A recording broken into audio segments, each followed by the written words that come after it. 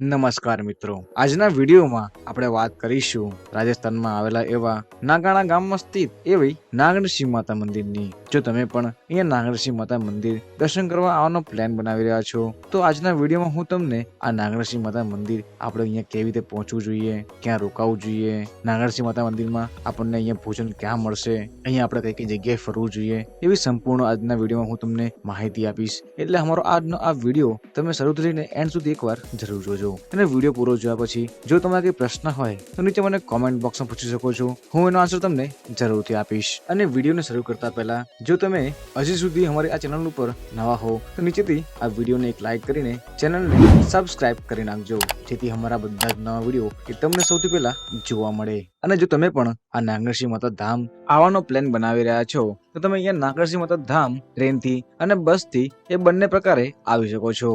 જો તમારે ટ્રેનથી આવવું હોય તો નાગણસિંહ માતાનું નજીકનું સૌથી મોટું એ રેલવે સ્ટેશન અહીંયા જોધપુર રહેતું હોય છે. અને જો તમારે જોધપુર ન જવું હોય તો તમે અહીંયા નાગણસિંહ માતા નજીક આવેલું સ્ટેશન બીજું એ અહીંયા સમદરી જંકશન રહેતું હોય છે. કેમ કે ગુજરાતના એવા અમદાવાદ, સાબરમતી જેવા શહેરોથી તમને ડાયરેક્ટ અહીંયા સમદરી માટે એ ટ્રેનો ચાલતી જોવા મળે છે. જો તમારે ગુજરાતના એવા અમદાવાદ જેવા શહેરથી આવવું હોય તો તમે ડાયરેક્ટ અહીંયા સમદરી જંકશન આવીને અને સમદરી જંકશનથી આ નાગણસિંહ માતાના મંદિરનું ધામ એ ટોટલ 37 કિલોમીટરના અંતર ઉપર જ આવતું હોય છે. તમે આ અંતર એ ઓટો, ટેક્સી કે બસના માધ્યમથી પણ આરામથી અહીંયા કવર કરી શકો છો. આટલો અંતર કાપવામાં તમને એ ટોટલ અહીંયા 50 મિનિટ જેટલો સમયગાળો એ લાગતો હોય છે. અને આ તો વાત થઈ જો તમારી ટ્રેન એ ડાયરેક્ટ સમદરી જંકશન આવતી હોય તો તમે આ ઓપ્શન એ સિલેક્ટ કરી શકો છો. અને જો તમારે આ સમદરી ટ્રેન ના આવતી હોય તો તમે ડાયરેક્ટ અહીંયા જોધપુર આવી શકો છો. કેમ કે જોધપુરથી આ નાગણસિંહ માતાનું મંદિર એ માત્ર 62 કિલોમીટરના અંતર ઉપર જ આવેલું છે. અને જોધપુરથી તમને અહીંયા કલ્યાણપુર માટે ઘણી બધી એવી ડાયરેક્ટ બસ સાથે જોવા મળી હશે તો તમે ડાયરેક્ટ આ ટ્રાવેલ્સોમાં સફર કરીને કે બસમાં સફર કરીને કલ્યાણપુર આવી જાઓ. અને કલ્યાણપુરથી તમે બાય ઓટોમાં સફર કરીને આરામથી અહીંયા નાગણસિંહ માતા ધામ આવી શકશો.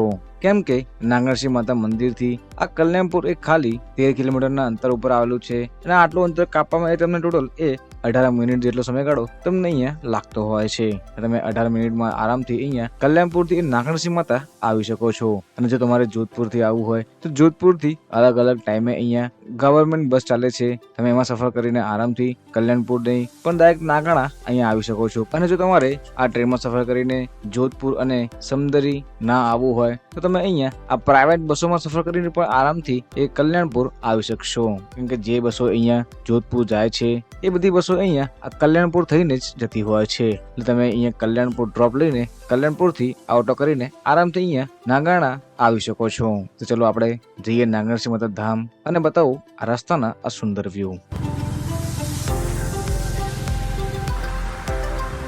અને 20 મિનિટના સફર બાદ તમે આરામથી અહીંયા આ નાગણસિંહ માતાનું ધામ આવી જશો.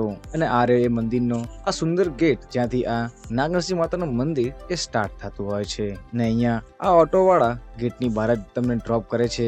અને અહીંયા આ ગેટની બહાર ડ્રોપ કરવાના એક કલ્યાણપુરથી આ મંદિર સુધીના આ ભાડું એક વ્યક્તિનું અહીંયા 30 રૂપિયા જ રહેતું હોય છે. તમે 30 રૂપિયામાં આરામથી અહીંયા આ નાગણસિંહ માતાનું ધામ આવી જશો.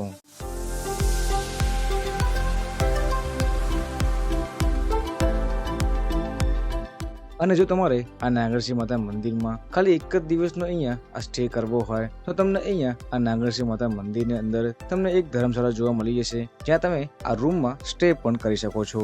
તમે જોઈ શકો છો આ એ ધર્મશાળા છે જે અંદરથી આટલી સુંદર દેખાય છે. અહીંયા એક દિવસ સ્ટે કરો છો તો તમને અહીંયા આ એક દિવસનો આ રૂમનું ભાડું એ પર નાઇટનું 600 રૂપિયા રહેતું હોય છે. અને આ તો વાત થઈ જો તમારે અહીંયા નાઇટ સ્ટે કરવો હોય તો તમને આ ધર્મશાળા મળી જશે. અને જો તમારે અહીંયા નાઇટ સ્ટે ના કરવો હોય અને જો તમારે અહીંયા સ્નાન અને ફ્રેશ થવું હોય તો તમને અહીંયા નાગણસિંહ માતા મંદિરની એક્ઝેક્ટ બાજુમાં જમણા હાથે તમને અહીંયા કોમન એક મોટું બાથરૂમ જોવા મળી જશે, જ્યાં તમે અહીંયા સ્નાન કરી શકશો. અને અહીંયા આ સ્નાન કરવાના કોઈ જ પ્રકારનો ચાર્જીસ લેવામાં નથી આવતો. જો તમારે અહીંયા વોશરૂમ જવું હોય નાગણસિંહ માતા મંદિરની એક્ઝેક્ટ ડાબા હાથે તમને અહીંયા કોમન શૌચાલય પણ જોવા મળી જશે, જ્યાં તમે શૌચ પણ કરી શકો છો. અને અહીંયા પણ આ શૌચાલય માટેના પણ કોઈ પ્રકારનો તમને ચાર્જીસ લેવામાં નથી આવતો. એ બિલકુલ અહીંયા ફ્રી જ રહેતો હોય છે. અને જો તમારે આ લગેજ બેગ ક્યાંક મૂકવા હોય તો તમને અહીંયા જ્યાં પ્રસાદ લો છો ત્યાં તમે અહીંયા આ લગેજ બેગ પણ મૂકી શકો છો. આ પ્રસાદ ઘરમાં તમે આ લગેજ મૂકીને તમે અહીંથી આ પ્રસાદ લઈને તમે મંદિરના દર્શન કરવા જઈ શકો છો. ચલો હું તમને કરાવું આ નાગણસિંહ માતા મંદિરના દર્શન.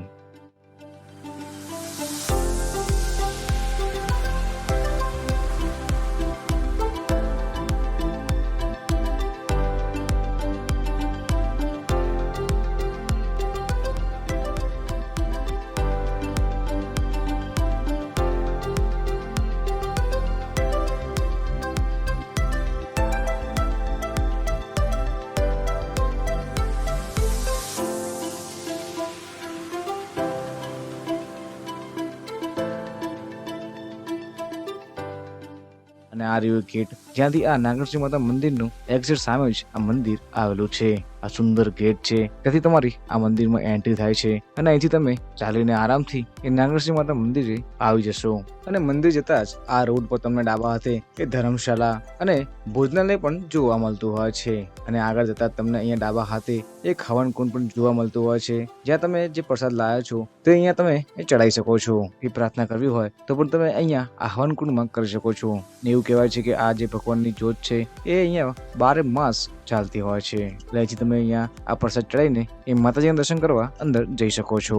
અને આ નાગણસિંહ માતાનું મંદિર એ રાજસ્થાનમાં આવેલા એવા બાડમેર જિલ્લામાં જ આવેલું છે. અને બાડમેર જિલ્લામાં આવેલું આ નાનકડું ગામ એટલે કે નાગાણા ગામ એ નાગણસિંહ માતાના નામ પર જ અહીંયા પડ્યું હતું. ને અહીંયા આ માં નાગણસિંહ માતા એ ઘણા અલગ અલગ નામથી પણ પ્રસિદ્ધ છે. ચક્રેશ્વરી માતા, રાજેશ્વરી માતા, નાગણચિયા માતા, નાગણજી રાઠોડ રાજવંશો કી કુલદેવી જેવા અલગ અલગ નામોથી પણ અહીંયા નાગણસિંહ માતાનું ધામ અહીંયા ઓળખાય છે. અને જો તમે અહીંયા નાગણસિંહ માતા ધામ નાઇટ સ્ટે કરો છો, રાત રોકાવો છો, તો તમને અહીંયા આ નાગણસિંહ માતા ધામમાં રાતની અહીંયા આરતી પણ જોવા મળે છે. એના પણ અહીંયા ખૂબ જ સુંદર નજારાઓ હોય છે, તમે એ પણ નિહાળી શકો છો. અને સવારની આરતીનો પણ તમે અહીંયા લાભ લઈ શકશો. પહેલા આ નાગણસિંહ માતાનું મંદિર એ જૂનું હતું, પરંતુ હવે આ મંદિરનું એ રીડેવલપમેન્ટ કરીને આ મંદિરને એક ખૂબ જ સુંદર અહીંયા બનાવવામાં આવી રહ્યું છે. અને છેલ્લા ઘણા લાંબા સમયથી આ મંદિર ઉપર અહીંયા કામ ચાલી રહ્યું છે. અને આ મંદિર એ ધીમે ધીમે અહીંયા પૂરું થતું અહીંયા તમને જોવા મળી રહ્યું છે. અને આ મંદિરની અંદર આ કલાકૃતિ એ ખૂબ જ સુંદર છે, તમે એ પણ નિહાળી શકો છો. અને માતા નાગણસિંહ માતાના એ દર્શન પણ તમે અહીંયા કરી શકો છો. એમ તો મંદિરમાં ફોટોગ્રાફી અને વિડીયોગ્રાફી અલાઉ નથી, પરંતુ અહીંયા આ ફોટોગ્રાફી અને વિડીયોગ્રાફી ના કરવાનું એટલું અહીંયા સ્ટ્રિક્ટ નથી. એટલે તમે અહીંયા ફોટોગ્રાફી અને વિડીયોગ્રાફી પણ આરામથી કરી શકશો. અને આવી રીતે તમે નાગણસિંહ માતા મંદિરના દર્શન કરી શકો છો.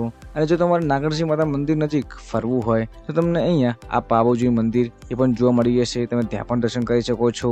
અને જો તમારે નાગણસિંહ માતા ઉપર આવેલી આ ગુફામાં દર્શન કરવા જવું હોય તો પણ તમે જઈ શકો છો. આ ધર્મબારી જોવા મળે છે અને ત્યાંથી તમે આ ઉપર આ પહાડ ઉપર પણ જઈ શકો છો. અને આ પહાડ ઉપર એવું કહેવાય છે કે એક ધર્મબારી છે. જો તમે આ ધર્મબારીમાંથી બહાર નીકળી જાઓ છો તો તમારા બધા જ એ પાપ અહીંયા ધોવાઈ જતા હોય છે.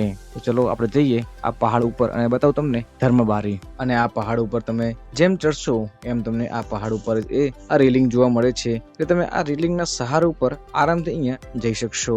અને આ પહાડ એ થોડોક રિસ્કી છે, તમે જેમ જેમ ચડશો એમ એમ તમને અહીંયા આ પહાડ ઉપર તમે એ લપસી જવાની બીક અહીંયા રહેતી હોય. આ રેલિંગ પકડીને આરામથી અહીંયા આ પહાડ ઉપર આવી શકો. અને પહાડ ઉપર તમને આ મંદિરની બાજુમાં એટલે કે અહીંયા નાકા ઉપર આ રેલિંગની બાજુમાં જ આ ધર્મબારી જોવા મળે છે. ત્યાં તમે અહીંયા આ ગુફામાં થી બહાર નીકળવાનો પ્રયત્ન પણ કરી શકો છો. અને એવું કહેવાય છે કે માતાજીના જે નાગ હતો એમણે અહીંયા ફન માર્યો હતો, જેથી અહીંયા આ ધર્મબારી બની હતી. ને એવું કહેવાય છે કે જો તમે આ ધર્મબારીમાંથી બહાર નીકળી જાઓ તમારા બધા જ એ પાપ એ ધોવાઈ જતા હોય છે. પરંતુ જો તમે અહીંયા શરીરમાં હેવી હો તો તમે આ ગુફામાં જવાનો પ્રયત્ન ના કરતા, કેમ કે તમે અહીંયા ભરાઈ જશો. એટલે એ બાબતનું તમે અહીંયા ધ્યાન રાખવાનું ના ભૂલતા. અને આવી રીતે તમે આખું નાગણસિંહ માતા મંદિર ફરીને જો તમારે અહીંયા ઘર જેવું સારું જમવાનું જમવું હોય તો તમને અહીંયા નાગણસિંહ માતા ટ્રસ્ટમાં જ અહીંયા તમે ભોજન પણ કરી શકો છો, કેમ કે અહીંની આ ભોજનાલય આવેલું છે. અને આ ભોજનાલયમાં તમે અહીંયા પર પર્સન 30 રૂપિયાનો પાસ ચાલતો હોય છે. એ પાસ લઈને તમે અહીંયા આ ભોજનાલયમાં એ ભોજન પણ કરી શકો છો. અને અહીંયા આ ભોજન એ ખૂબ જ સ્વાદિષ્ટ હોય છે. અને અહીંની આ ધર્મશાળામાં તમે જોઈ શકો છો કેટલી અહીંયા ચોખ્ખાઈ છે. તમે અહીંયા કૂપન લઈને અહીંયા તમે સવારનું અને સાંજનું એ ભોજન આ 2 ટાઈમનું અહીંયા કરી શકો છો. તમે આવી રીતે આખું આ નાગણસિંહ માતા ધામ ફરી શકો છો અને પરત તમે તમારા શહેર પણ જઈ શકશો. અને અમારો આ વિડીયો તમને થોડો પણ યુઝફુલ લાગ્યો હોય તો નીચેથી વિડીયોને એક લાઈક કરીને ચેનલને સબસ્ક્રાઇબ કરવાનું ના ભૂલતા. મળીએ જ આવા નવા વિડીયોમાં. જય શ્રી નાગણસિંહ માતા.